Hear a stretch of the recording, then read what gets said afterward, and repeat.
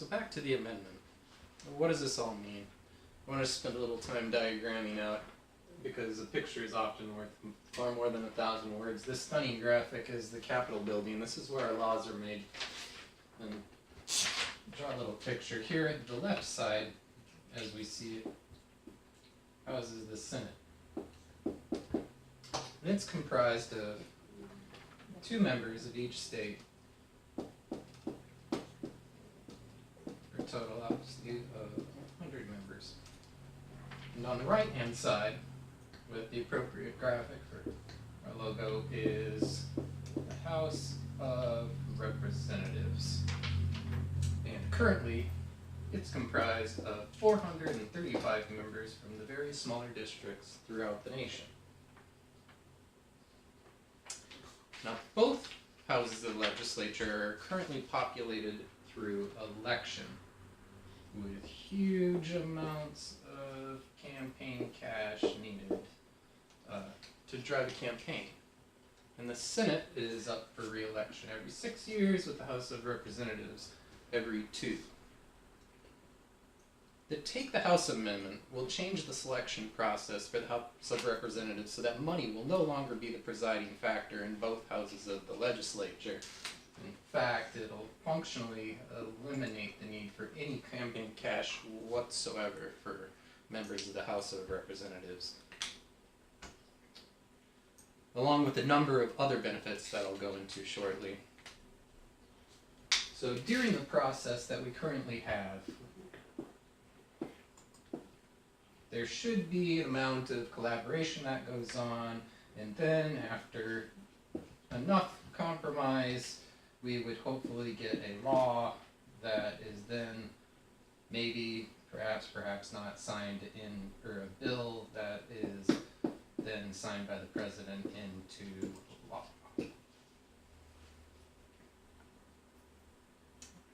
And at this time, I want to point out what I see as the natural evolution that our nation's legislature has had in the exact regard in terms of the transition of the legislature.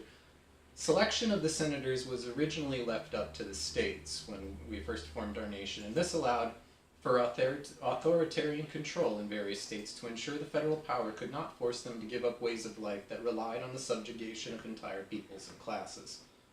Promptly after the Civil War, the 17th Amendment altered the Constitution to elect senators through the now ubiquitous electoral process.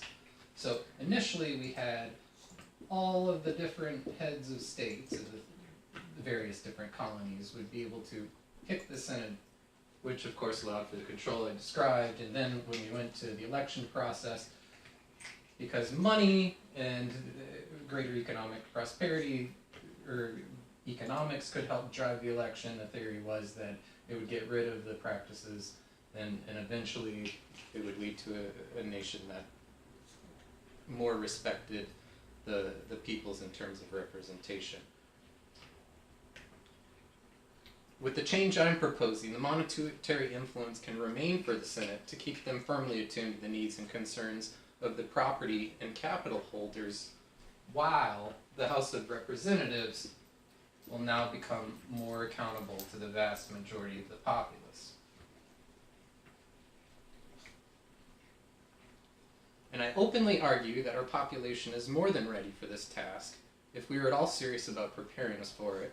And I also openly point out that there's no lack of technological or educational resources or expertise to do so. And by making the changes to only half of the legislature, we take the next responsible, obvious step to transfer the rights and responsibilities of full ownership as citizens, while fully respecting the compromise that must be able to take place between all of us if we're ever to have anything that works for any of us as a self-respecting free people over the generations to come. So essentially what I'm saying is that because of the compromise that'll need to take place between the 2 houses in order to result in a bill, by balancing the will of the people as well as the obvious considerations we need to have in order to make this all work in the first place, we'll end up with compromises that make far more sense for all of us.